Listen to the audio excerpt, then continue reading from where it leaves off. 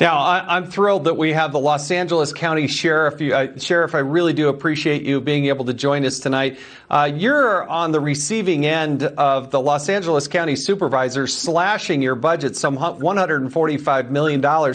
You have this supervisor, Catherine Barger, who has the nerve to say that she loves law enforcement. She supports law enforcement. You go to her website and she's talking about the kids of Los Angeles County.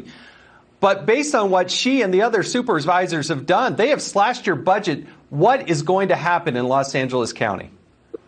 Well, the $145 million, that was just the last shot that they took at law enforcement and public safety. They already cut $400 million from our budget. It cost $3.9 billion to run the department. They gave us $3.5 billion. And then, oh, by the way, now it's $3.3 billion. So the number keeps dropping.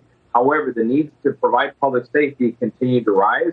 Crime hasn't gone away because people don't like law enforcement. We still have to answer. And the one thing they cannot bring to their mouth, they cannot even mouth the word victim of crime. No one is listening to victims of crime or law-abiding citizens. For some reason, all of a sudden that's unpopular to speak up on behalf of victims, but I will. And I'm going to support the hardworking men and women who are part of the community.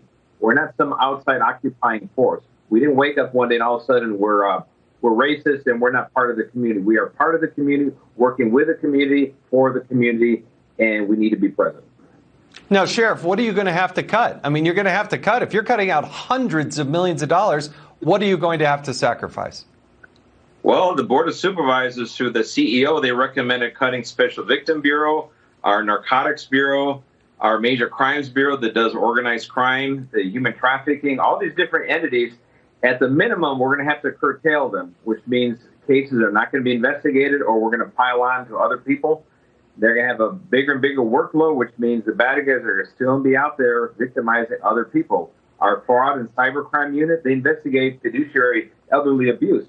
And that is a huge growing crime sector. However, they don't want to provide the funds to address that. So there is no easy cuts. It's going to hurt the public in some way, no matter how we slice or dice it. Now, Dan, the Democrats don't speak out against this. They go out and they say they want to cut ICE. They want to defund the police. I don't see Joe Biden pushing back on this. And I see the AOCs of the world saying, you know what, we haven't gone far enough.